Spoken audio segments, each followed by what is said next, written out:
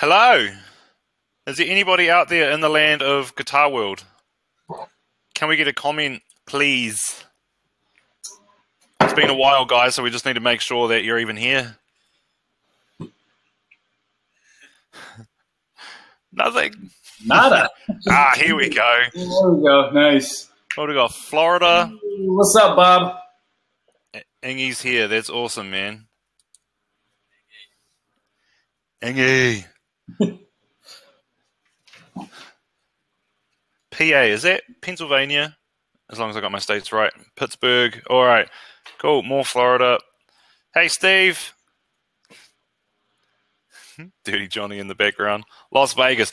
Awesome, guys. It's really, really cool to see you all here. Hey, Ingy, man. What's up?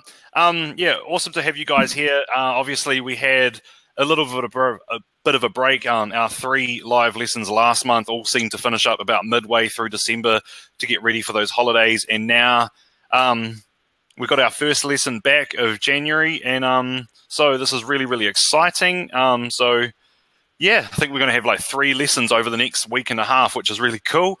If anybody here is, is it your first time here at a VIP lesson, at a live lesson, say hello in the comment section there, saying like, hey, I'm new or something. If we can, we'll give you a shout out. So that's really cool. Mike Baldy's here, obviously going to give you a wicked guitar lesson. So sit back, have your guitars tuned up. So it should be now. And yeah, enjoy it. So just remember, guys, if you've got any support questions, just to send them to support@guitarmasterymethod.com. Just leave the comment section in here strictly for the lesson. We can sort you out there. Just remember a couple of tricks to make sure that your streaming is as top-notch as possible. So pause things like Dropbox, turn Facebook off, give the teenagers some money and kick them out of the house because you don't want them on the computer while you're streaming. It's just to make sure that you get the best stream possible. And if you can just look below, right down here, there'll be a blue button that says reconnect. If you get any cuts in your streaming, or if the video stops or the audio cuts out, just hit that button. It'll reload it for you automatically and you should be good to go. Other than that, cheers, guys. I'll hand it over to Mike and we can start this awesome lesson. Cool. I'm excited. I better go grab a guitar, actually. Cheers.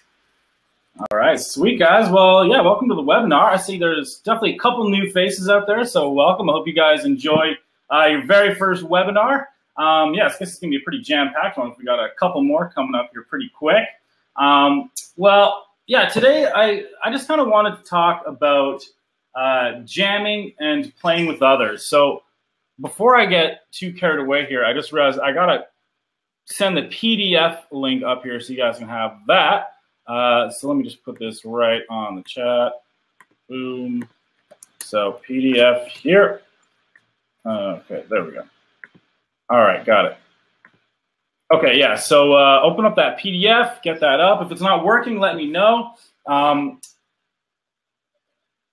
the topic of today's lesson is it's called Jam Tactics. So I don't know, I kind of want to just go over the importance of playing with others and give you guys a few things that you can do to to kind of get better at playing with others. And yeah, if you're like a totally experienced jammer, you've been playing for years, you always hit open mics and jam with other people and stuff. You might not get a ton out of the beginning of this lesson, but definitely like farther to the end, you're gonna get some more. So stick around, and yeah, by the end you'll get a few cool things. But yeah, for the first little bit, I wanted to do just like some basic skills, just to arm you guys with just the basic skills that you can go out and you can go to a jam and it'll be, it'll go totally smoothly and it won't seem like, super hard and out of this world and stuff like that. So yeah, and I guess right before I get off going here, I just want to explain a little bit to you guys about playing with others and the importance of it. So I get quite a few of my students now. What they do is, well, not quite a few, there's a few of these guys that do this, and what they've been doing lately is they get together like every Friday night or every couple Fridays, and they get maybe three or four guitar players all hanging out. And what they'll actually do is they'll put on a backing track, and then they'll kind of take turns. One guy will start soloing over the backing track, and all the other guys will hang out and drink beer. and then and he'll be done soloing. So the next guy will kind of solo along to the backing track. While the other guys drink beer, and we'll kind of just alternate around the room, sort of just taking turns soloing. And there's nothing wrong with that at all. It's great. Hey, Richard. Yeah, nothing wrong with that at all. It's totally a great thing. But I think it's a little bit more of a valuable experience if you're actually being the backing track for your friend. You know, if you're the one playing the chords behind him. I know this is like a lot of people don't really know how to do this, and it's kind of a strange thing for a lot of people. So that's kind of one of my goals for today. Is just give you a few things you can do for a soloist to like jump in over top of you and play a few things, or just like some basic sort of jam skills. Now, I also like with playing with others. Like I don't. There's a lot of people out there too. They're kind of like they're more it's like guitar is kind of their thing. They don't want to do it in front of everyone. I totally get the whole like not wanting to play in front of an audience sort of thing. But a lot of people kind of just they want to play guitar on their own and never sort of play with anyone else. But to you, I just want to give this advice. Like there's certain skills you acquire from playing with others that you just cannot acquire any other way. You can be having you can be on a great site like Guitar Mastery Method, and as well as taking tons of one-on-one lessons. But if you never actually get together and jam with anyone, there's a few skills that you're just not going to get, or you're going to get really slowly. One of those is kind of like a rhythm type thing. There's just sort of this feel that you sort of get when you've just been playing with a lot of people a lot. Because when you're playing by yourself, you can kind of, and like I'm guilty of this too, but you can almost like lie a little bit. Like say you're going for like that, I don't know, like, say you're going for that last little line, you're playing the Crazy Train solo, and you want to hit that, that last little run thing. And so, whenever you jam it by yourself, what might happen is right before that run, you'll do a little pause, breathe in, and then you'll jump into the run. So it's a fast technical run. And yeah, they'll kind of add this little hesitation, and sometimes you won't even notice you're doing this. And you'll just, you won't even, you just kind of like lie to yourself, like, oh yeah, it's great, but there's actually like a little pause you're kind of putting in there. And things like that are just like, when you're playing with others, that stuff just disappears, right? Because they're not going to hesitate, so you don't have time to hesitate. So you get some skills with rhythm. This is actually, Bruce, is actually my mom's scarf from way back in the day. I found it in the basement and just decided to toss it up there. It looked cool. But yeah, guys, sort of just go out of your comfort zone. Try to get together and jam. I know a couple people actually from Guitar Mastery Method have done this, I think, where a couple of you guys have actually that live in the same city have met up before and done a jam. And I think that's great. Like, you should almost start like a little thing on the Facebook page, figure out kind of roughly where everyone lives so people can get together and jam.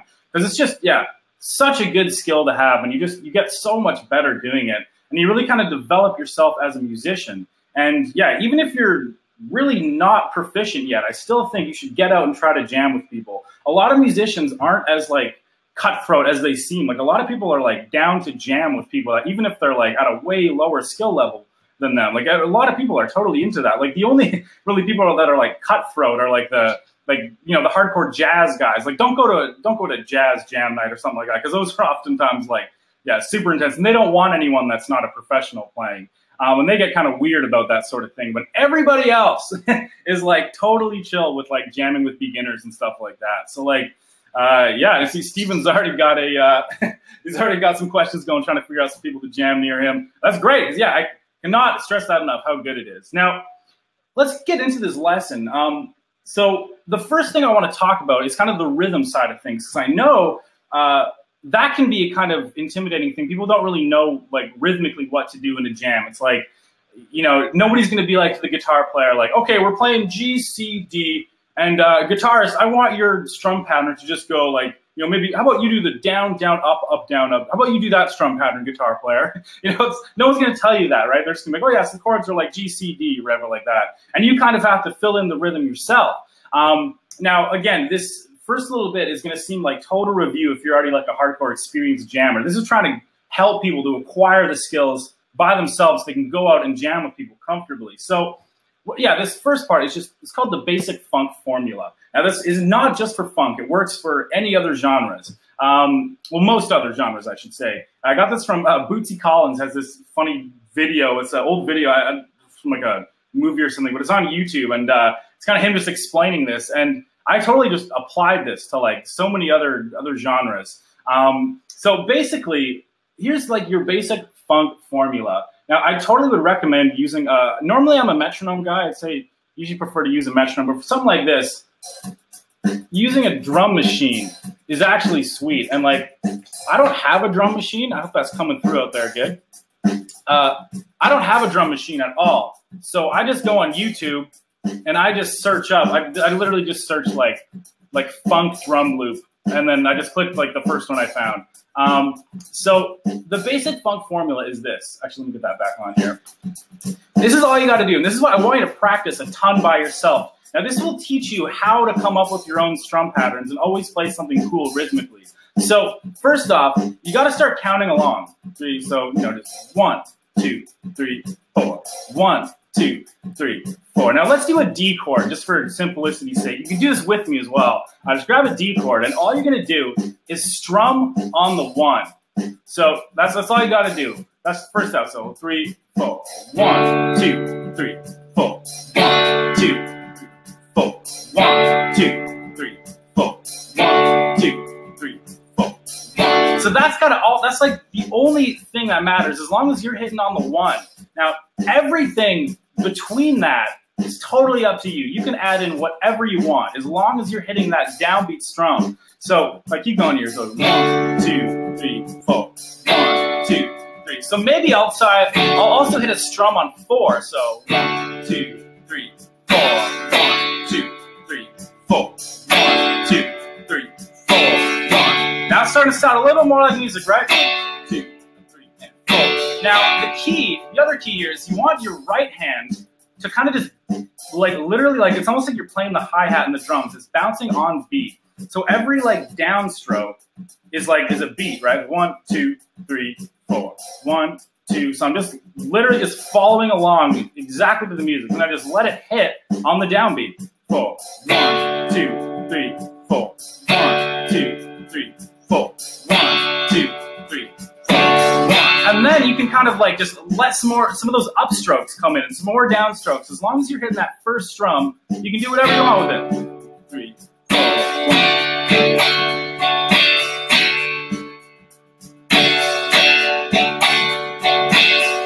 Now it's a little bit like more exciting if you have other chords going on as well. We're kind of just doing one chord here at a time. 3, 4. Right? It's already just like a soloist could totally just go to town over this. 2.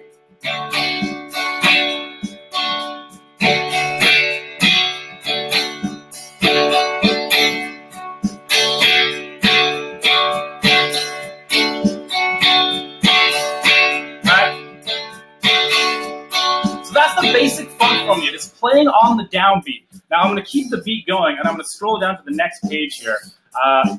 So now, actually, no, I'm going to stop the beat for a second here. Now we take that basic bit of knowledge of just kind of using this funk formula, hitting on the downbeat, and now, yeah, if you combine that with a little bit of what I like to call chord chemistry. Now I'm going to be doing a live lesson later on in the year all about chord chemistry, which is what I consider chord chemistry is just taking away notes and adding notes to chords, essentially. That's what I consider chord chemistry. And yeah, like we're going to do this with a lot more chords. We're just going to start off with like a basic D chord. Just stick to that because everyone knows D, everyone loves D. It's a great chord. And yeah, so some of the things you can do here with a D chord, for example, like if we have this regular D, if I take off my second finger, I've now got D sus2 or D add 2. We'll go back to regular D. Now, if I add my pinky up on the 3rd fret of the high E, just like I've got that diagram, now this is D sus4 right here. Now, these 3 chords are still D. There's like, sure, you can call them D sus2, D sus4, but they still fall under the category of D. So that means all these chords are interchangeable. So you can use any of them and it's still in just the regular key of D major. So, and yeah, like, all of your open chords, this is kind of like if you're sort of, you know, if you can't play bar chords or anything yet, just mess around with these open chords. Or even if you can play bar chords, just do this. Like just try taking away notes from regular chords, you know, and just seeing what happens. Like, or just adding your notes. I'll add my pinky up here. Right? And now you don't have to know a lot about harmony to do this kind of stuff. Like, you know, if you're here, you know, you've been listening to music for years and years and years, and you've probably been playing music for quite a while as well, so you know what sounds good and what sounds bad. You know, you don't have to learn the theory behind it to do it, because you can just use your ears for this kind of stuff. So like if I just put my backing track on here again. So now if I just do kind of a mix of, now I've got these other chords to mess with that are still just D. So a bass player would still just be playing D, and a soloist would still just be playing D major. I can, you know, just 1, 2, 3.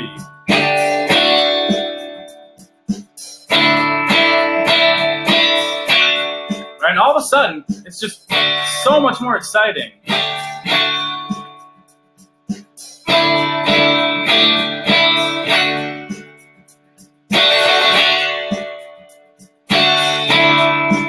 Now check it out. If I can add, or I can take more notes away here too.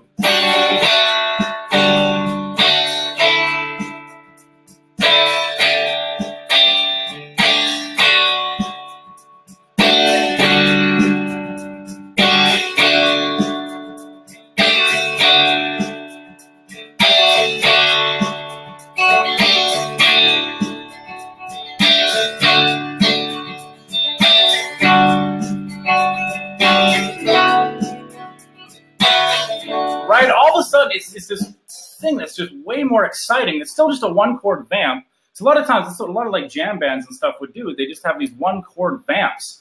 And yeah, you just, because there's so much you can say with 1 chord once you kind of like know how to mess around with it. So yeah, do that with all your open chords. Like if I just keep experimenting on D for a second here, like I just showed you kind of the basic ones. But if I take off my 3rd finger, I get a nice like D, what would that be? A D6? Yeah, it'd be a D6. And if I take off the 2nd finger as well, still a D, but it's a D6-9 now, which is like a super sweet, rich chord, which is always interchangeable for D. Or if I do this one where I don't put my 1st finger down, I got like a D sus4, like with like kind of a weird like cluster voicing that's also got the 3rd, but it's, you know, I've got the A kind of down to a G. Sort of a weird like sussy kind of chord that still could fall under the D umbrella. So mess around with that. You just take all your open chords. I'm going to be, like I said, I'll be going over this stuff again in another lesson, talking about more of the stuff you can do with these open chords. And I'll actually go through each chord and like, you know, give names to them and show all the cool stuff you can do. But yeah, for now, just mess around with that by yourself. Because yeah, you don't need to have theory knowledge to do that. All you have to do is just figure out which notes you can add, which notes you can take away, and kind of just do that with every chord. And if you're doing this to a drum loop like this, you're really going to be improving your rhythm at the same time and just getting, you know, 2 birds with 1 stone. So yeah. So even whether you're doing a song with lots of chord changes or just a 1-chord kind of vamp, it's always good to just know how to add notes and take notes away from chords. And yeah, it's like with open chords, it's easy. Just try open strings, right? All these you can just try these kind of open strings in there. They almost always work. You just got to figure out the few times they don't work. So yeah, that's kind of what I want to talk about with open chords and jamming and stuff like that. So yeah, especially if you're a beginner, that like right there is like your first kind of stepping stone to being able to jam with other people. So put on a drum track like that and just like ride a 1-chord vamp, improvising strum patterns a little bit and taking some notes, doing a little bit of chord chemistry, which we're talking about. But yeah, for now, let's move on a little bit here. So now we're going to get into, we're talking about bar chords a bit more. Still same kind of thing, 1-chord vamps, but now we're going to be using bar chords. And before we get into that, I want to talk about some neck markers on the guitar. Because yeah, if you have like, you know, if you know how to play all the 4 bar chord shapes, if you know all those, but you don't know the notes on your E and A strings, you don't actually really know bar chords. Because that's the great thing about bar chords, is that if you know the notes on your E and A, you can play any chord in 2 spots. Now that's like invaluable for jamming with others, right? Because if another guitar player is going like this,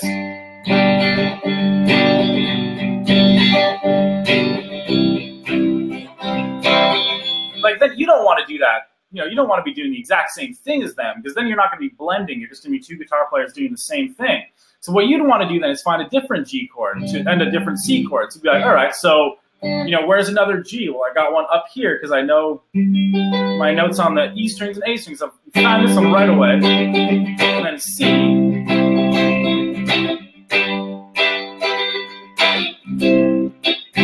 Right? And that would blend just so well with somebody else doing this. Because when you're jamming, yeah, you want to make it blend, right? You don't want to do just the exact same thing that the other musicians or the other guitarist is doing. So yeah, let's establish some landmarkers here. When people learn the piano, and even if you've taken one piano lesson, you can look at a piano keyboard, no matter what note you're looking at, you know what it is, right? Like, yeah, even if you just had one piano lesson, like, okay, that's a D, that's an A, that's a B, that's a C. It's not like guitar players are so often like, all right, that would be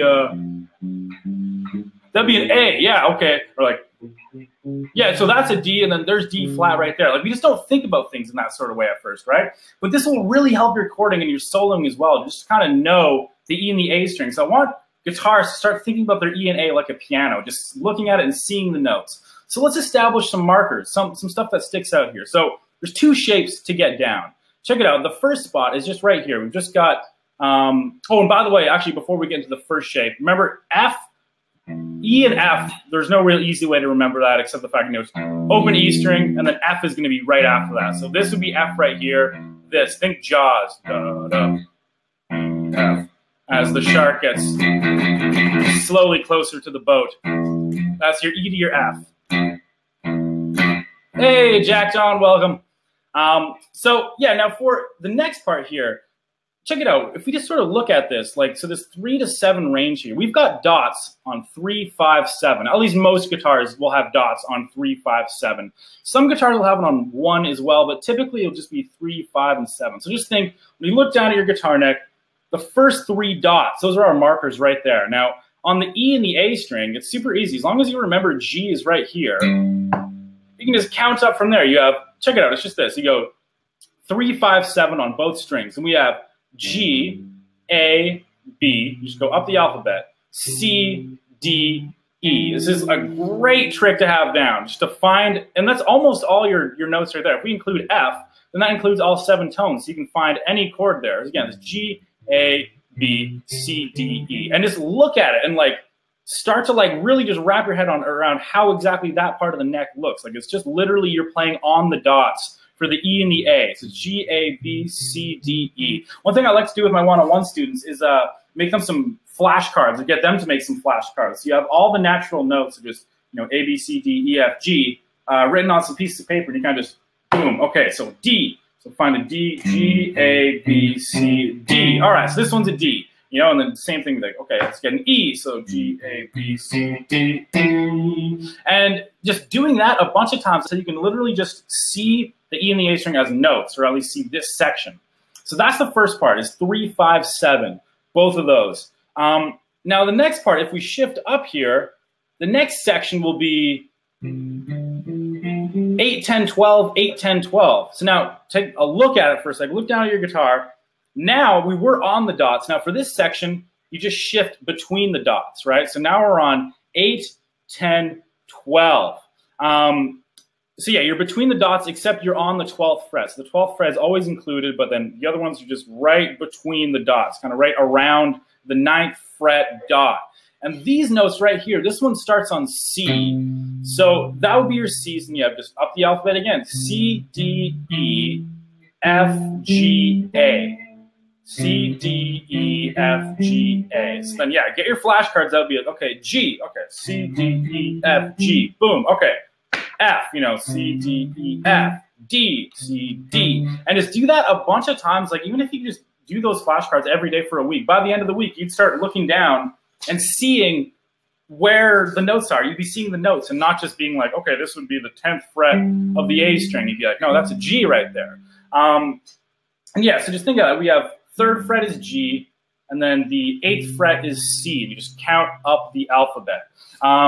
Yeah, sweet. Glad you're digging that visual, James, because that's honestly, I'm a really visual learner, which is why I think I was so much more successful on the guitar than other instruments, because the guitar is a very visual instrument. You can kind of just look down, and if you sit looking down enough, you start to make sense of all the shapes, and it's just a lot of shape memorizing, really. If you can memorize shapes, you can learn guitar for sure. Yeah, so keep that tidbit, that G, A, B, C, D, E, C, D, E, F, G, A. Really just try to get that nailed. And that's like the last step in bar chord mastery. If you can do that and you know the 4 shapes, you'll be able to play any chord in 2 places. And that is such a good skill to have. And again, we're going to come back to that, keep talking about it. But for now, let's go to the next page. Now let's just talk, yeah, so right now we're on page, what is this, 3. Let me just grab a quick sip of tea here. So now let's keep on this 1 chord vamp sort of thing for a little bit here, because we're still kind of, training ourselves, get up to that point where we can kind of get up and jam with others. So yeah, there's kind of 3 chord types really, in my opinion. You sort of just break things down. You have majors, minors, and dominant 7th chords. That's kind of like all. And then after that, there's like altered chords and stuff like that, but we're not going to worry about those. It's pretty much just 3 types: major, minor, and dominant 7ths. And yeah, so this first page 3 here is just all like the majors and the minors, just all your bar chords. And with this kind of stuff, I just hope to arm you with the tools you'll need when you're out in the jamming battlefield. If you got some of these shapes down, got a couple of these tricks in your bag, you'll be totally fine out there. So first thing, let's do a G bar chord. So if you know your bar chords, you know that's this right here. So I've got it written as F, by the way, that's far left on page 3, the top left there. We just, that's regular bar chord. Now we're gonna talk about the grip here, which is, some of you may know this, some of you may not, some of you may know it but not have it down yet. But so yeah, basic bar chord is just this. I've just got my first finger barred, and I've got this little kind of shape here. I've got 5th fret, 5th fret, 4th fret with that guy right there. Now, if this shape is still like really tricky for you, just use this because I'm going to be kind of going beyond bar chords here for a second. So while I'm kind of going beyond, if you're still working on your bar chords, use the next like 5 minutes to just practice your bar chords while I'm talking. But for us that kind of do know these bar chords, let's talk about what we can do with them to add to a jam session. Because in a jam session, one of the things is that, you're going to be acting or reacting on the fly to what's happening. So you're not necessarily just going to be playing, the same chord the whole time. Even if it's a 1 chord vamp, you want to do what's best in the moment. So you want to be able to use all the potential of that chord, just like we were with our D chord, and we were adding and taking notes away. You want to be able to do that with your G, so you can always play like the right G for the moment and kind of mix it up in a way that'll fit the groove and fit the jam. So if I got my regular bar here, let's make this the grip bar. Yeah, like I said, some of you know this. For those who don't, let's break it down here. So it's just, thumb right on the root, right over the top. Now this is just the exact same thing as the bar chord, but it just gives us an extra finger. And we've got our 3rd finger then would be on, if I'm in G here, be the 5th fret of the D string, 2nd finger on the 4th fret of the G, 1st finger on the 3rd fret of the B. We've got that, that's the 2nd chord in on that top line of page 3. So that's kind of the Hendrix style major chord there, or the grip chord, whatever you want to call it. Now, notice we've got our pinky up here, right?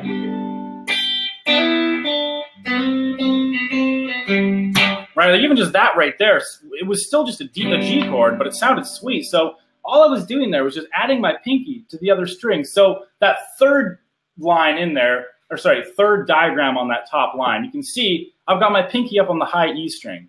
And that would be a, oh, hey, welcome, Rick. Yeah, no worries, you're late, man. No worries, we're still on page 3. So yeah, if I add my pinky up there, that's the 9th, the interval, the 9th. So that would be a G, add 9. Still a G chord, still falls under the G umbrella. Still, you can play that instead of a G chord anytime. Now the next one is if your pinky goes onto the B string, again, there's always going to be going onto the 5th fret here, or the same fret as your 3rd finger. Again, I like to think of things very visually.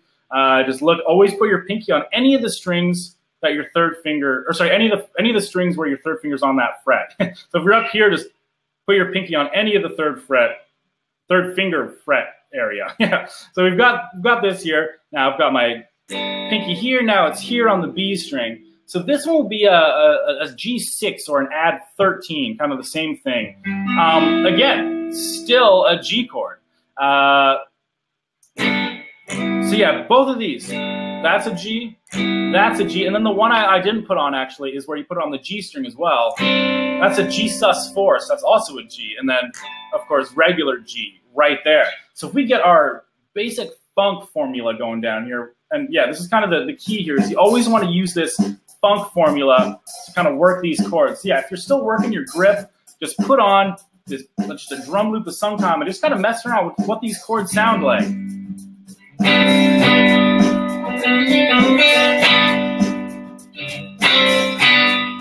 And it can be super simple. It can just be, all right?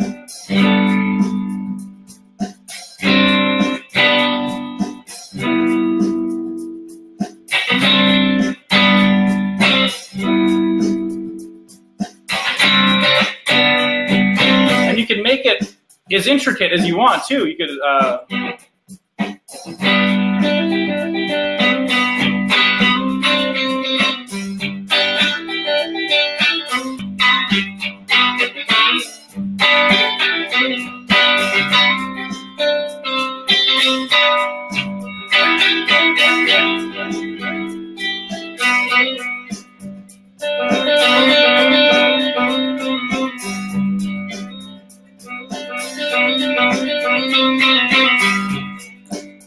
right? And that's just all a G chord.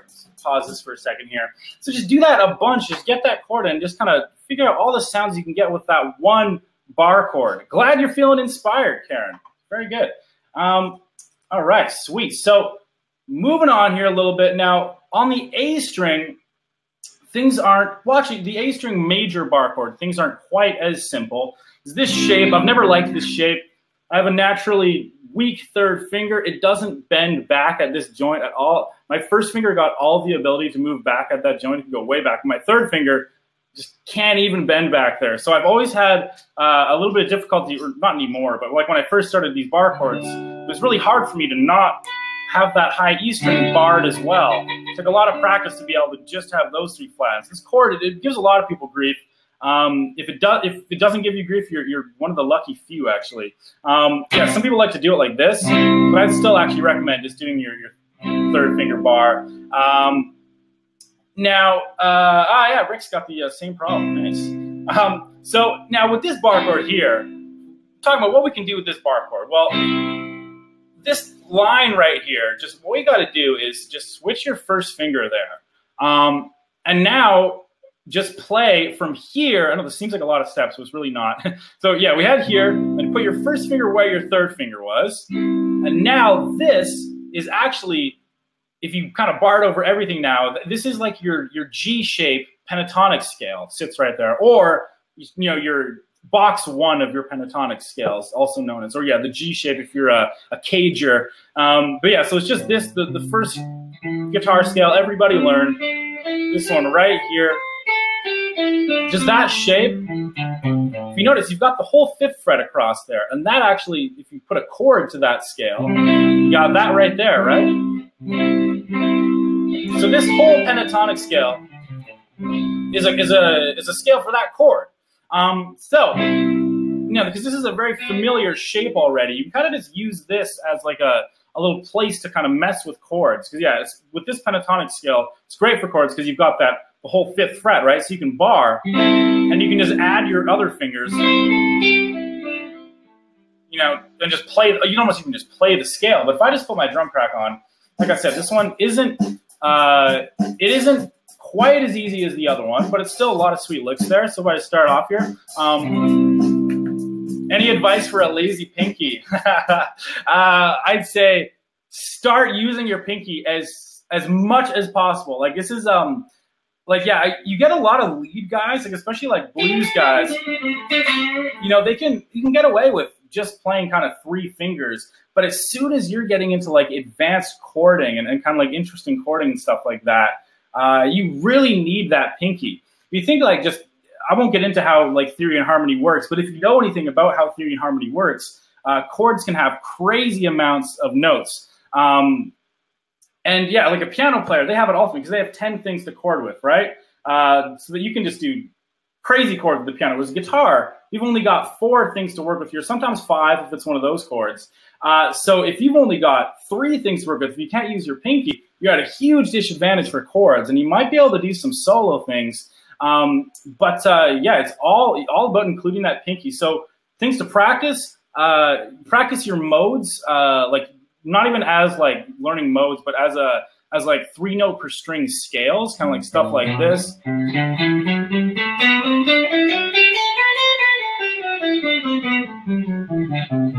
You're just practicing. You can even just like look this stuff online. Just learn how to play like a regular major scale. There's tons of different ways to do it, but they'll all involve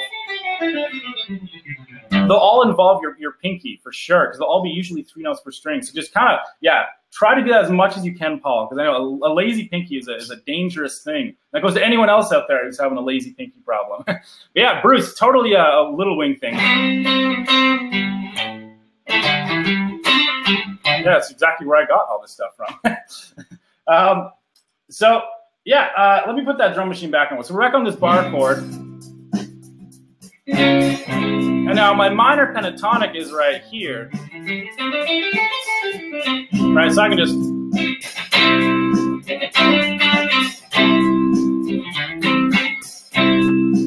I'm making it way more complicated than it needs to be. You can also just do like, just start with your first finger down. You don't need the root of a chord. You can just 3, 4, 2, 3, 4.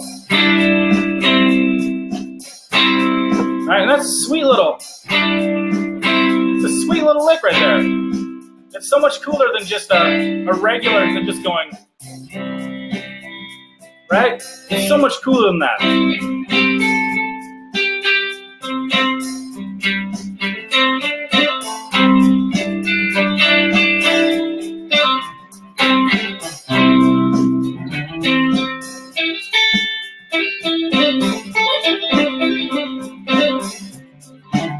And that's the great thing, is you can be as crazy as you want.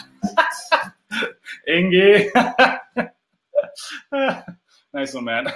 But yeah, so that's kind of what you want to do there. Oh, cracks me up. But yeah, you just switch your first finger, and then you got everybody's favorite scale, minor pentatonic. Try to chord with it. Again, I'm making it really complicated, but it can just be so simple.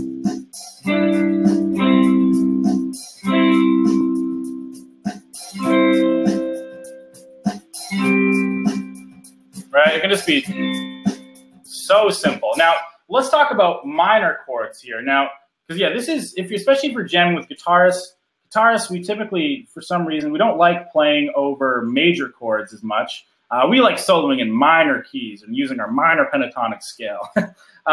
So yeah, if you're playing with another guitar player, it's good to just have some kind of minor scale things to do here. Now, they're way easier too. So we just take our minor bar chord right here, just like the regular bar chord without our second finger. And by the way, this is, yeah, where I've got minor bar E on the next line. Now, check it out. We've got, this one's easy. Like your G-shaped pentatonic scale literally sits on top of this chord. It's just, the chord is literally just built right out of that. It's just, you don't even have to move at all. So yeah, this one, it's like I said, a lot easier to do. Like if I get my thing going here, 3, 4.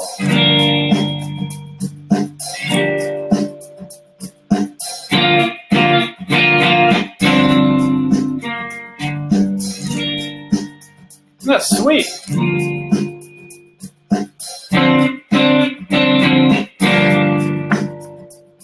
that's like, that could be like a hook to a song right there. And it's literally just playing, just adding like random notes from my pentatonic scale. And it would just make a jam session sound so much better. Instead of just riding that one minor chord, it's like, it's the one chord, but it's got some movement. Now, the next minor isn't, this will be, if you know your pentatonic scales really well, the next one's really easy, and that's the minor with the root on the A. Just like the major shape, that one right there. Now this one, yeah, it's not as obvious. It's here if you're a cage guy or a cage gal. It's a C-shaped pentatonic scale that sits over this one. Or if you're into the numbers, box 4, which would be.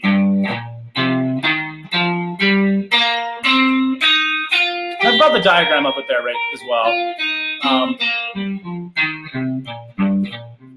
So any notes around there, just toss in. 1, 2, 3, 4.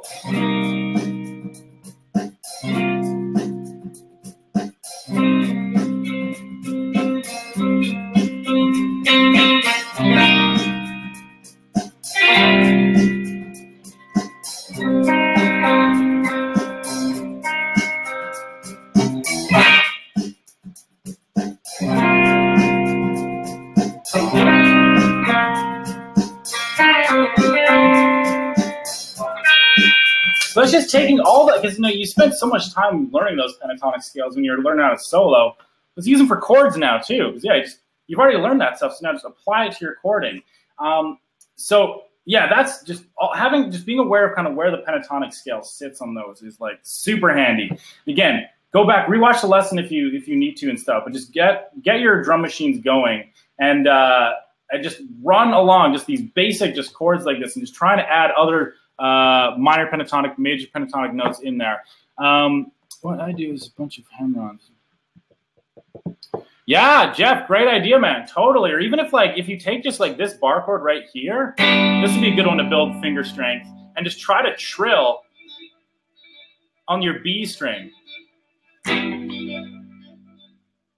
be a really good one for, building pinky strength there and building some pinky dexterity. Yeah, great idea though, Jeff. So let's move on to the next one here. Now let's talk about seventh chords. Now, does anybody out there know, is a seventh chord, like when it just says, like for the example here, if it says C7, is that chord minor or major? Let's get a comment here. What do you guys think? Are dominant seventh chords minor chords or major chords? I know there's a little bit of a delay here, so now I'll just awkwardly fill up the time while I wait for someone to answer. Here's what it sounds like too. Is that major or minor? What would that be? Yes. All right. Sweet. You guys got it. Yeah, a bunch of you answered major right away. Excellent. So that's exactly what it is. It's a major chord, but it's just it's a 4-note chord. So that's the major triad. So, but then we just add in our flat 7. So still, I'm not going to get super into how you build chords right now, but it's like, yeah, if you got your 1, 3, 5, those notes build up your triad. Now you just add in the flat 7th degree of the scale as well to get your dominant 7. So you have do, mi, sol, te, so, mi, do. So that's kind of your dominant sound. Now, how to actually play that, just regular bar chord, get rid of your pinky. Regular major bar chord, that is.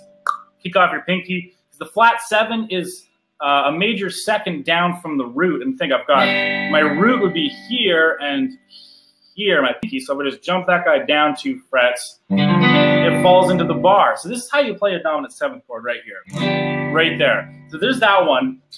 And yeah, the reason we're going over this stuff is this is typically what you use in blues, which is like, blues is almost ultimate for jamming and stuff. You got to have your 12-bar blues kind of down. It's just such a fun thing to pull out and just jam on. So yeah, like our 7th chord right there. That'd be like your 1 chord in the blues. You just got your basic 7th chord, bar chord without the pinky. Now let's talk about the A string root. So our A string bar chord is right there. Now my root is going to be in this chord, the 5th fret of the G. So let's get that down there. So I'm left with this. Now there's a million different ways you can play these chords, but let's stick to these 2 shapes for now. So this one, will be 3, 5, 3, 5. So my first finger is barred, my 3rd finger is on the 5th fret of the D, and my pinky's up on the 5th fret of the B. So that's the other dominant. So we have dominant 7, dominant 7. And when you're playing blues, this would be like your 1 to your 4 if you just go to the 7th chord on the next string down. Same fret, and then 5, 4, 1.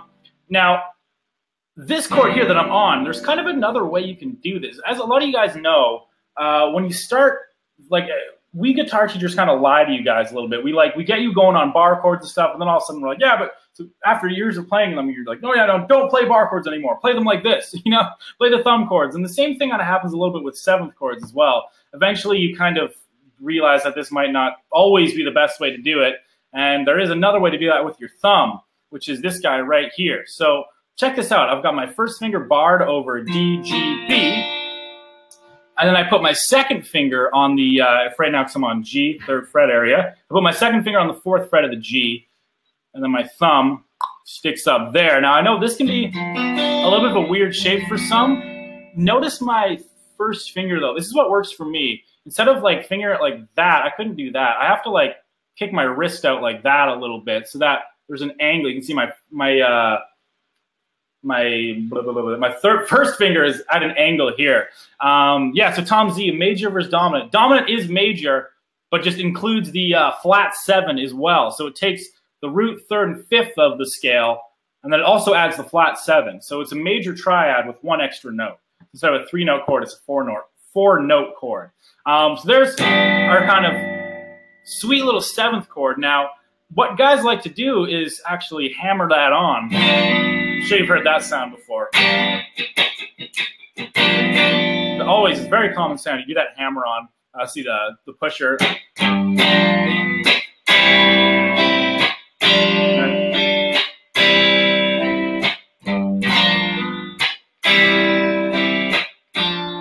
Sweet little move. So that's a common one to have. You don't necessarily have to do the hammer on, but just this lick right here. It's funny, Jack, you should mention Joe Walsh. We're going to be going over Funk 49, just the intro riff to kind of get this chord shape down.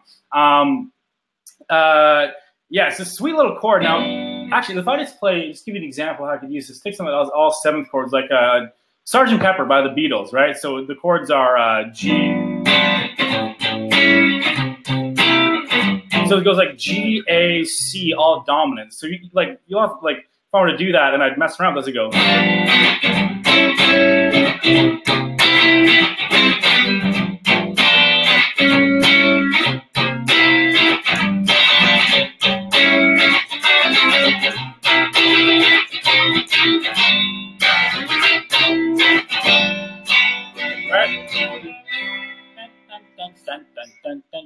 Anyway, so we go to Funk 49 here. He's up on A, 5th fret. We do our thumb thing. Now in this one, he's not actually rooting down there. He's kind of muting. So yeah, you don't actually, if this shape feels a little bit, yeah, totally.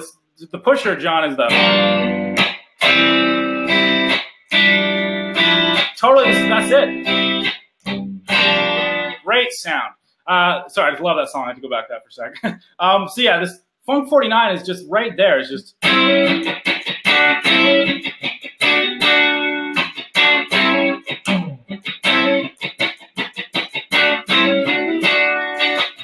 Getting a little too jazzed there. Threw it off a little bit. But so yeah, so you don't have to worry about the thumb mute or fretting. We can just use it to mute. And we got hammer on. And then you go chicka, chicka. So we just lay your fingers across the strings, down, up, down, up. So chicka, chicka. Now this right here is something you can always do with these 7th chords as well. You put your 3rd finger right on you just kind of bar it down just 2 frets above where your thumb is. And you can always add this into this kind of little riffing.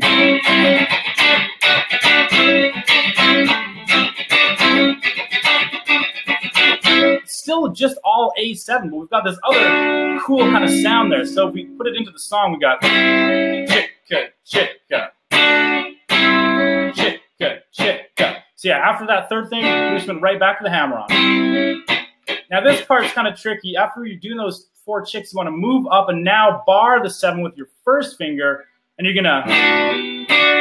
It's a double hammer on. You hammer your 2nd finger and your 3rd finger. 3rd finger goes onto the 9 of the D. 2nd finger goes onto 8 of the B. Such a fun song to play, Dave. It's a great one to pull out at a jam session too. And yeah, playing funk and stuff is just so good for your rhythm.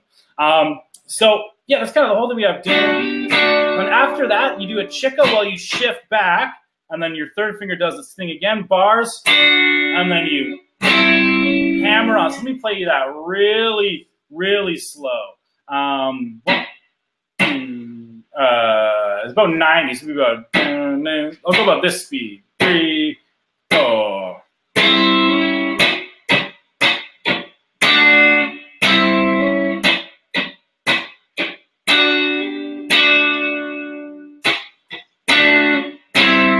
Right, there's a little pause, or yeah, you hold the last 7 at the beginning of bar 2. You hold that bar a little longer, so it's.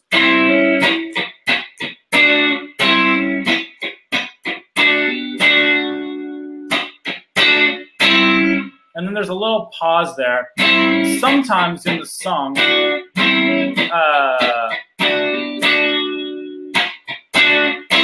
sometimes in the song at that last part, he does like a slide. Sometimes he does some more chickas. I left it open so you can just kind of do whatever you want there. Fill the space or take a rest. It's all good. Joe Walsh has a little bit of all of them. Have a good night, Jeff. Take it easy, man. Or good day. I don't really know where in the world you are right now. But take it easy, man. So yeah, I'm going to play just a couple times right through that again. Oh, wait. This is at 100. Yeah. So this will be a little fast, but it'll be kind of funky.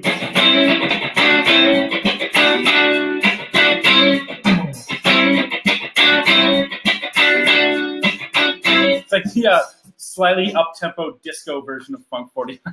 Oh, that's funny. But yeah, that's a great one to get down. And if that's a little too hard for you, if getting those chickas is too much, just take that little fact of whenever you've got that 7th chord, you can always add that guy in. Still counts as long as you come back. It's like a blues note, you know?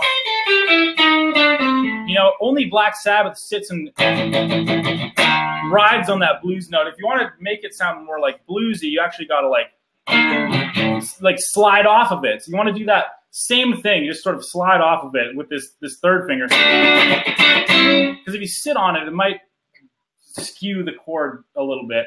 But scroll down to the next page here.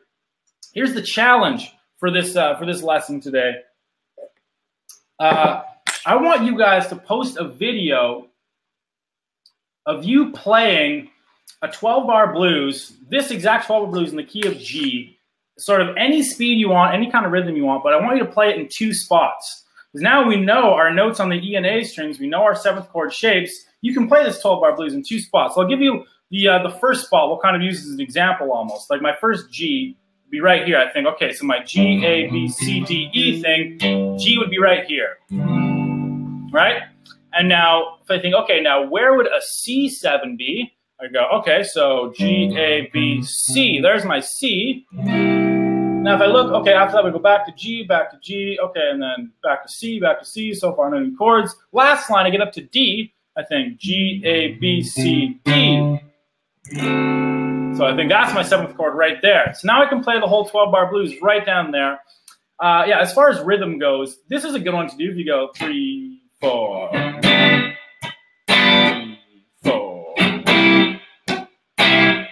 That's downs 1, 2, and 3, and 4, and 1, and 2, and 3, and 4, and 1, and 2, and 3, and 4, and 1, and 2, and 3, and 4, and 1, and 2, etc., etc. Now, yeah, so that would be the first part. You want to run through that one time, and then the other one would be figuring out where the 12-bar blues would be in this C, D, E, F, G, A zone. Let's find the G first. C, D, E, F, G. There's my G. So my G7's up there. And then you'll play it right just in kind of this zone. So I want to see you guys play through that, film it, post it online. You can also do you can do the classic slow blues, just 1 strum at the beginning of every bar. 1, 2, 3, 4. 1, 2, 3, 4. You know, or you could do 4 chucks per chord if you kind of want to get all old jazz. You do 3, 4. 1, 2, 3. Some kind of rhythm. Just play through that. Post it on the Facebook page, Dave. Yeah, so hopefully you have access to that Facebook page. Post it on there. And yeah, it's just a bunch of us just post ourselves playing this 12-bar blues in 2 spots. Because that's how you're really doing stuff like this, learning a 12-bar blues. That's at least what I did to really start learning the notes here. Actually, okay, let me just play a bunch of 12-bar blues in 2 places. You know, and that's how you're going to find it and get really comfortable at this. Moving down to the next page. Now let's talk about Dorian. So Dorian is a sweet key. All you guys sweet mode, sorry. All you guys that have mastered the fretboard, you're familiar with Dorian a little bit. And yeah, so it's just an excellent sound. Think like Carlos Santana. That's kind of the sound of Dorian. It's sort of, yeah, it's a minor scale with 1 major note. So it gets kind of this weird, like moody sort of sound. But either way, it's like the ultimate thing to play in a jam session. This is where we're going to be stealing some kind of like Santana ideas, because this stuff is great for jamming. There's a reason Santana played every song in Dorian, because it's a great mode to jam with. All you need is 2 chords and a bit of an imagination, and you can like Dorian's jams are the ones that last like late into the night, you know, like still just 2 chords, 20 hours later, the jam's still going on. Like they can just last forever. It's such a sweet sound. And all it is really, the sound of Dorian is this. You have a minor chord on the E string, and then a major chord at the same fret on the next, on the root on the A string. So I just have minor, major. This is the most basic way to just get a Dorian sound. This will only exist anywhere in your modes. This exact combination will only exist in a Dorian mode. So if we were talking Aeolian would be like this. It'd be 1 to 4 minor, right?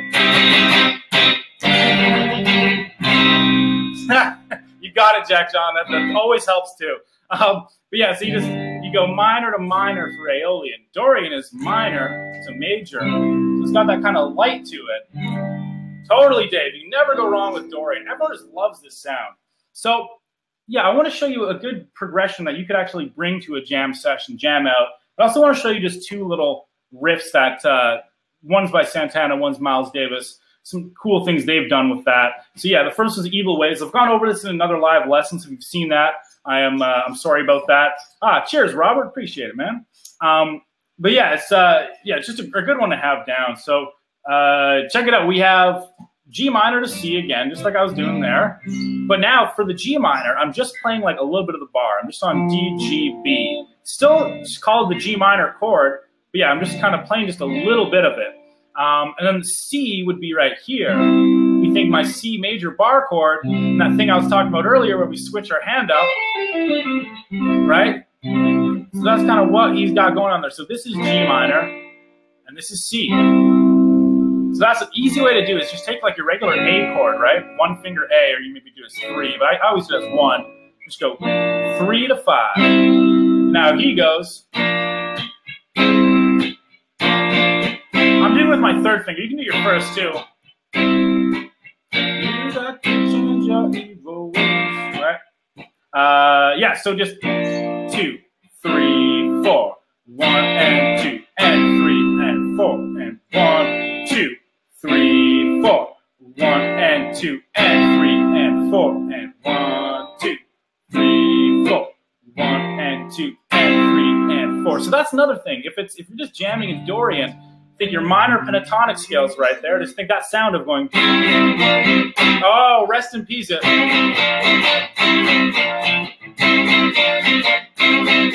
Right, got Ace of Spades kind of move there. It's always. Yeah, so Lawrence, you can extend that to play it over the top 4, not just the 3. Totally, you can. Yeah, that can cover all 4 or 3. Either way, it still is the same chord. So that's the easy way to get that Dorian sound. It's just right on your minor pentatonic. Now, if we go down to the next one, So What, Miles Davis, you don't have to. The little riff here is it's the bass, right? The only part that's actually you have to worry about is this. All like that's actually just bass. I just wanted to put that in because it's a sweet little part. But yeah, the main thing we're looking at, again, is just this Dorian move of going. We're in D minor pentatonic up here, or D minor. Use our minor pentatonic scale, and we have that whole, right on that scale. So that whole thing is.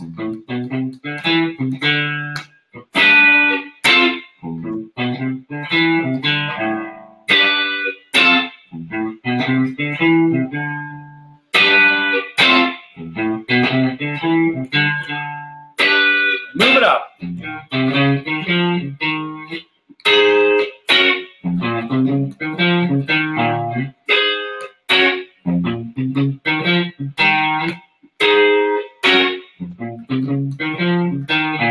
And then back down.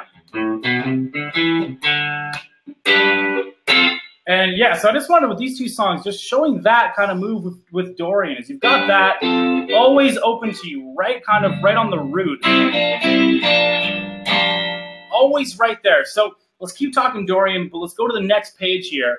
Now this is a classic kind of Dorian progression, and now we switched our regular major chord. Like, so we had minor to major was kind of our thing, right? We're gonna switch that major to a dominant 7. Just, yeah, this is kind of like the real true Dorian sound too, is you make that major like the second chord, the major one, a dominant, which you know how to do now because we talked about our seventh chords. Now, check this out. This is a little jam thing. I want you to get this down, and you can pull this out anytime you're with some other musicians, and it's just a great one to jam with.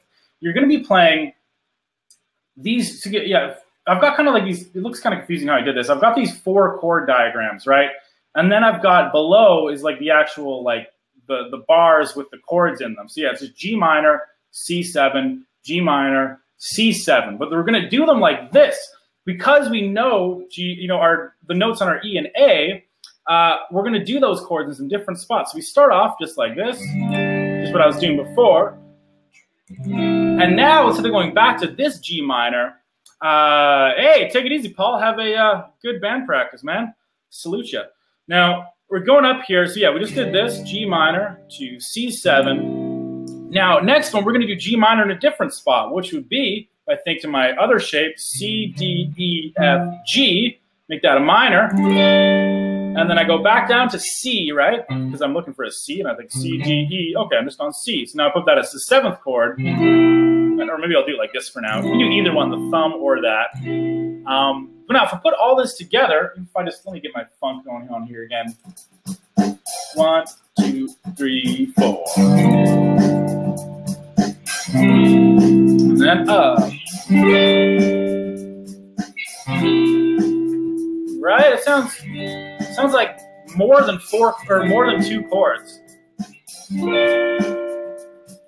And if you just get this down, just doing it in this sequence, now you can start switching them around. Right? So think, okay, middle G minor, C, and then maybe I'll go G minor to C, and then maybe back to G minor, and then up to C.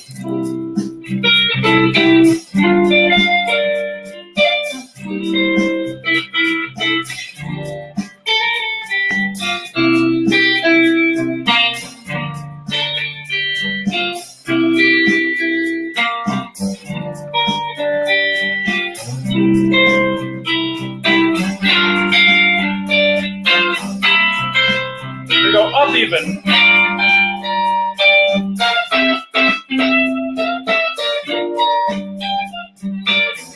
Right? And that's just like, if you're just jamming, like just doing that, like it sounds like I'm doing like a million chords, but I'm just doing 2 chords back and forth, and I just know them in sort of, I guess, 3 spots. So I've got G, C, G, C, but then I've also got, you think, G, C, if you can fit all your fingers up there. So that's 3 spots of playing those 2 chords. You can really start to create some cool melodic chord ideas that people are really going to want to solo over. And this is the kind of stuff that, like, you know, if you're at a jam session, you're kind of pulling out this stuff. That makes it so you're not just like present at the jam session. It means you're actually contributing to the band session or the jam session, right? It's the whole band is blending better because of what you're doing. And that's how you're always going to get the call back. People are always going to be like, oh, we've got a jam going on Friday night. Let's call up that guy. Let's get him here. Because he's always exciting to play with. He's never playing just the same thing. And yeah, it sounds crazy, but all I did was I just pre-mapped those out before.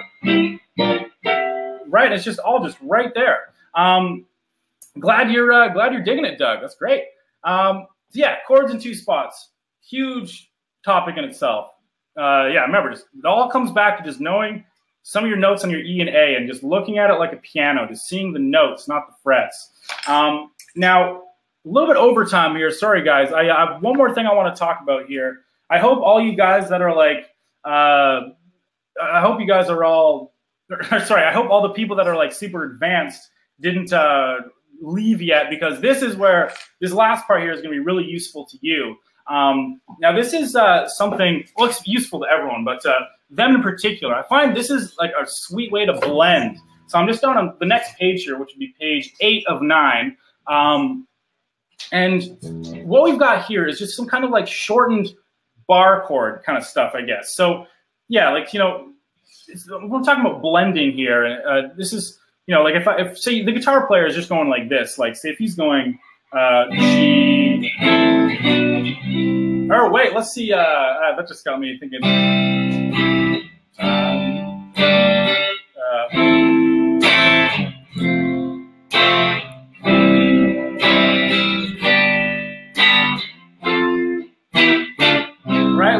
Boogie by the Beatles. So the other guitar player is doing that. He's holding that down. And I was like, what do you do to blend with that? You know, because you don't want to play the same thing he's playing. So what? And he's doing this right here. So here's what you could do.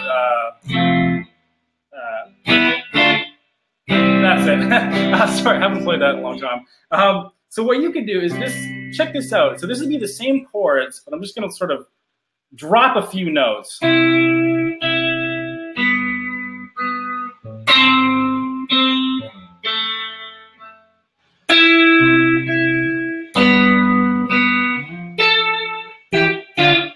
Right? And that would blend so well with someone just playing chords, right? Like I'm just, but even though I do it up here.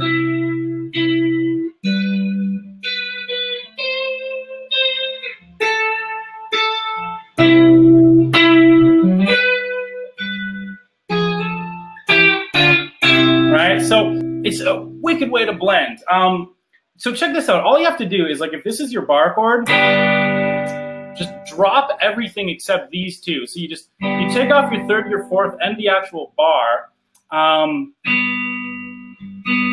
So you just have these two notes. You can hybrid pick it. It's kind of what I like to do, or finger pick it, because yeah, it's kind of hard to just. I like a hybrid kind of pick with my third finger, ring finger, and my pick there.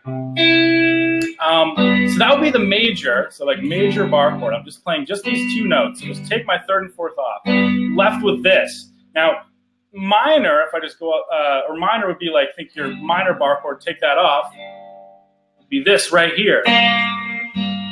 So major, minor. When minor, they're both on the same, fret.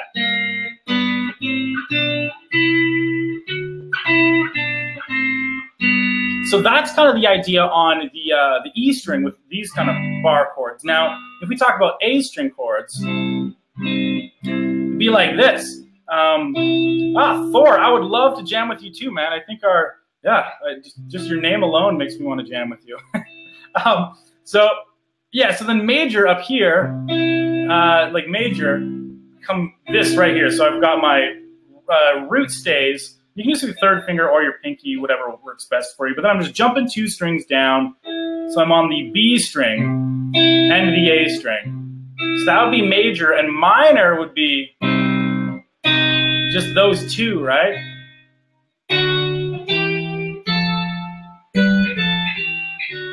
I showed this to one of my students the other day, and I just like saw his like eyes like light up. He was like, "Oh man, like this is crazy! Like this is like so much different than playing like normal chords and stuff."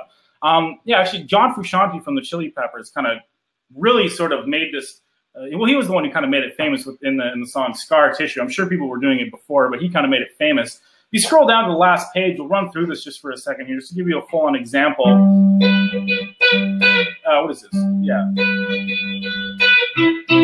What am I doing? I started way too high there.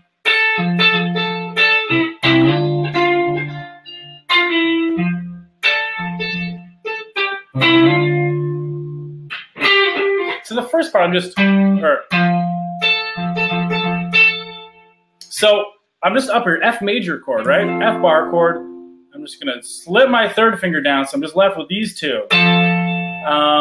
By the way, these are, I just realized, it's kind of like your Blackbird chords too, if you ever learn that song.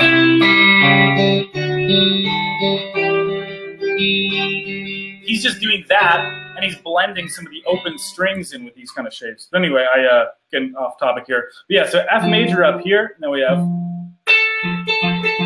so you have just thumb, and then we go to a major on C, and now this is kind of cool. You play it once together, and then you slide it. But you got it, sorry, I messed it up. You got to slide it so that your second finger goes up one fret, but your first finger is going to go up two because it's a major chord to a minor chord, right? Right, so we have. And then you kind of slide back. And then back up to F.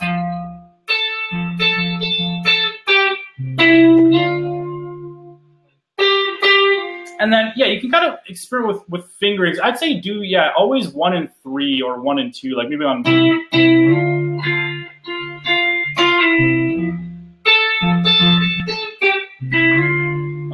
But yeah, guys, this technique, it's so sweet. Like this is like, I find just the best way of blending. And just, if you want to add another layer, this is like one of the ultimate things to do. So yeah, again, if you think just someone's just going G to C, you're just going up. Okay, so I've got my G bar chord here. I know that because of C, D, E, F, G, and then my C down here. So instead of just doing what he's doing, I could go up here and I could go.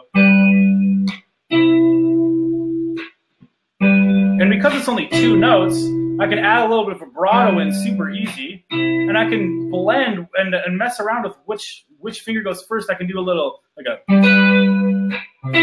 I want a little bit ahead of the other or the other way.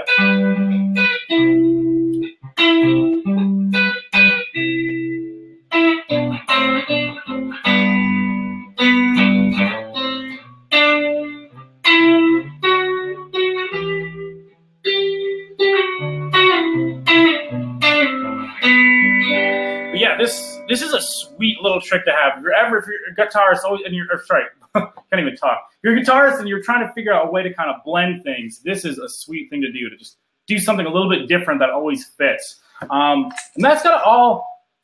Yeah, that's all I wanted to say. Covered it all. Yeah, okay, so just double checking. So yeah, I guess at this point we'll open up the questions. If you guys have any questions at all, let's post them now. Yeah, I'll answer whatever I can. Just gonna take a little sip here. Any kind of guitar questions are welcome. Not necessarily even just stuff we covered today, but anything off the top of your head. How many of you still are there? Oh, nice. Still got about 100 of you guys out there. Right on. Well, thanks for sticking with me. Sorry I went over time a little bit here. Hey, no problem, Rick. Anytime, man. Music is meant to be passed on. I love doing this. Sweet, sweet. Take it easy, DJ. Have a good one, man. Thank you, Robert. Appreciate it, man.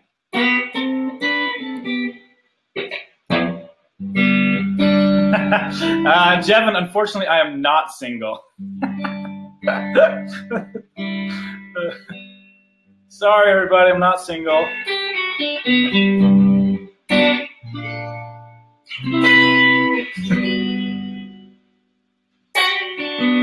All right, I'm getting no questions here today. This is new. Usually there's like 50 questions about other stuff. Oh, sweet. Thanks, John. John, appreciate it, man. Cool. Yeah, I feel like I covered like a ridiculous amount of stuff today. So make sure you go back and yeah, really kind of take this stuff nice and slow, because there is a bunch of content here. And yeah, rewatch the video as well. And just if you need to rewatch the video, rewatch just certain parts you need. But yeah, there's a ton of stuff here to mess around with. I know I went through it in only an hour, but there's a lot of stuff there. Did Frank Marino use a lot of what you have shown today? Unfortunately, John, I don't actually know enough about Frank Marino to really say if he did a lot of what I was talking about today. Oh, now we get a bit more questions. We have to. All right. Oh yeah. Okay. Blackbird. Yeah. So pretty much, it's like a. So yeah, actually, it's totally these chords. So yeah, the first one's just a G. Sorry, G kind of open here. You're bouncing with the B string and the E string here, and then kind of go to A minor, which would be A string in this. And now we get to the chords I was talking about. So we have like a B minor here. And then we can jump all the way up to like the 10th fret. Which is just exactly what we're talking about with these, which is exactly what we're talking about with these little chords. We're just kind of blending in some other notes.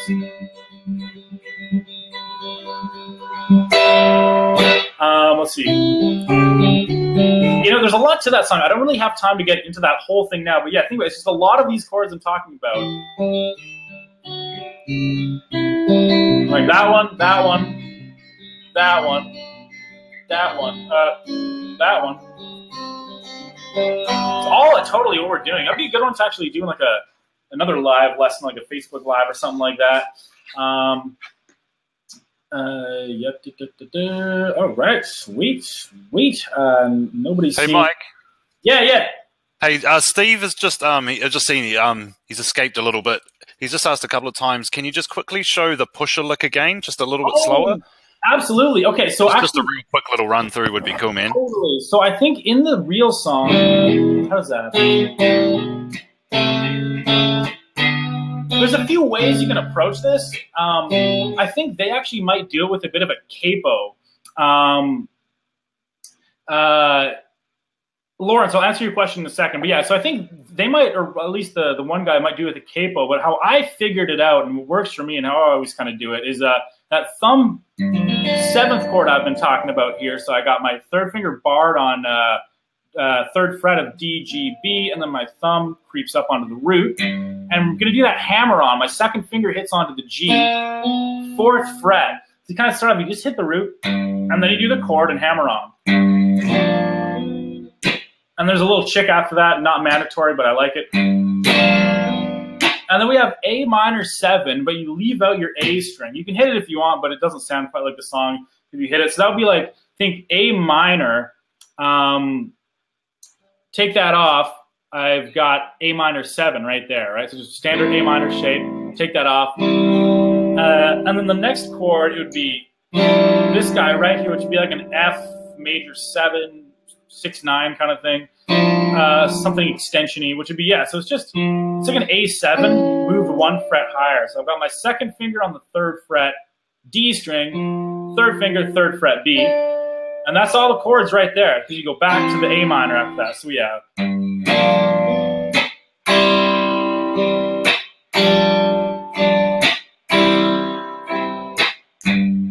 It always makes me want to watch Easy Rider.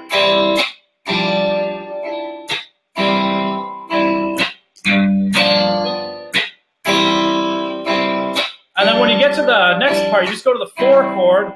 4 chord of G would be C. Same thing. Move it up. But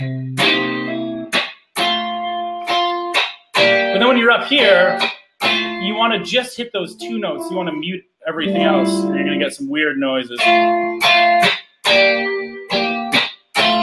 Same shapes as, yeah, there's your C. And then.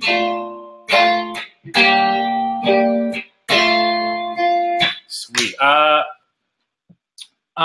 Richard B. Yeah, the abbreviated chords. I think you mean you're talking about these guys. And yeah, they are. They're in the last 2 pages of the PDF are all those. The second last page is kind of where we get them from, like it's a bar chord, and then the little guy next to it for all those. And then the last part's, yeah, the Red Hot Chili Peppers tune with the example.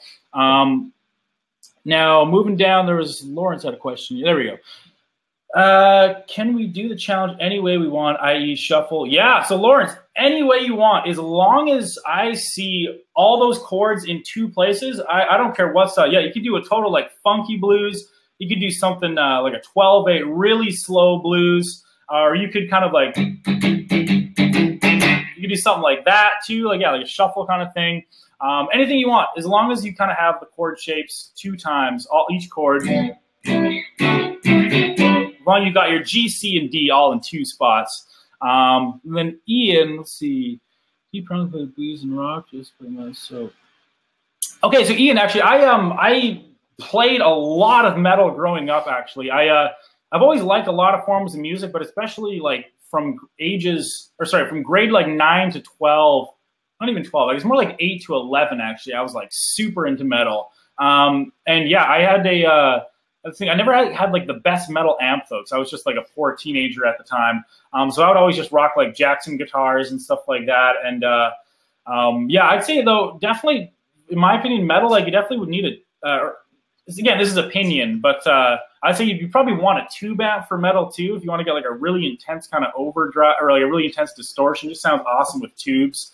So yeah, even like something like a Randall. If I was joining a metal band, I'd probably get like a Randall or something like that, like a Randall amp head. And yeah, and as far as like pedals and stuff go, I'm sorry, but I'm just like a little out of touch metal wise because it's just been so long since I played it a lot. And when I jump in too, Mike? Yeah. Who was it? Thor actually just reminded that you actually did an entire live lesson on tone and that and pedals and everything like gear. Was it last month or it was either last month or the month before? So yeah. If you go into your archive VIP area there, Ian, you'll actually find that lesson from Mike, and you can watch the entire, probably close to 2 hours of nothing but tone and gear. So I think you would get a lot of value out of that lesson, man. So check that out. Absolutely. Yeah, good call. I totally forgot about that. But that was last month. So yeah, December's VIP from me is all just about gear and tone. We do a lot of breakdowns and stuff like that. So yeah, check that out, and it would give you a better picture of how tone works and stuff like that. But yeah, guys, any other questions or anything I missed here? Started on E. Oh yeah. So I think Ingy's talking about pusher with the capo. Where did my capo go? It's around here somewhere, but I can't find it right. Oh, there it is. So I think they might do it on, let's see, if we're in G. I think they do it capo 3, and it would be like this. Yeah.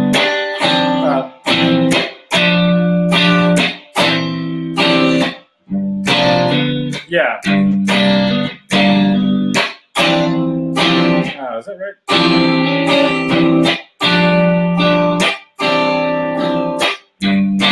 Yeah, so just capo 3, E major. You do the hammer on with your first finger. Keep messing that chord up. And then you get this chord. It's kind of like the Voodoo Child chord. He does that for the chorus. Oh, yeah, it's E7. That would.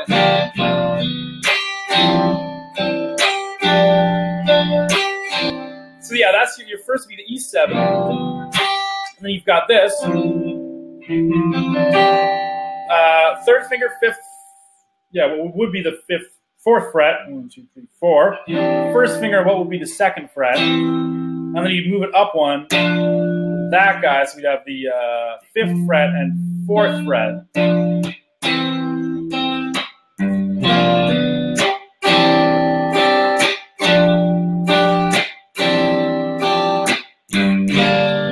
Now we should all just probably go and watch Easy Rider after listening to that song a few times. All right, anybody? Any other questions? Any other things to mention at all? Let's capo out of here. In a shape without center finger. All right, sweet guys. Well, last call for questions. What you got? Oh, here we go. Do you think arpeggio in the C minor form on Otis Rush? All your love, I miss lovin'. I don't know how to play that song actually, so I'm not totally sure, Lawrence. Unfortunately, maybe actually, Lawrence, if you're on the Facebook group, post that comment or post that as a comment to the wall and tag me in it. And then what I'll do is I'll give the song a listen, and I'll see if I can figure out what you're talking about there. But yeah, just if you're on the Facebook group, post it there, and I'll try to give you a hand with that one for sure. All right, any more questions? Is that it? Is that all?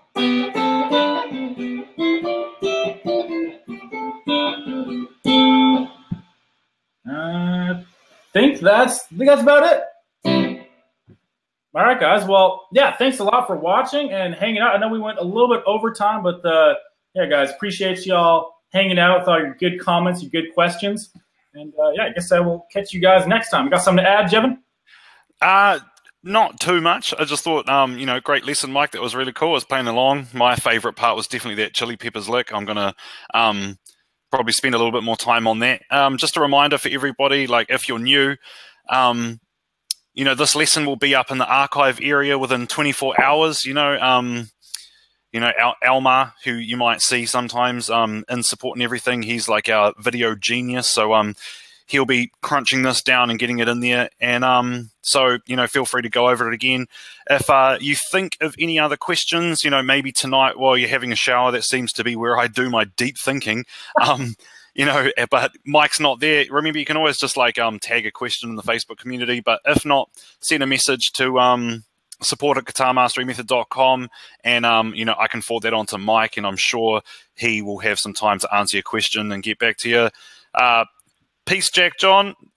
cheers for that. And yeah, hope everybody enjoys their night or afternoon, depending on wherever you are in the world.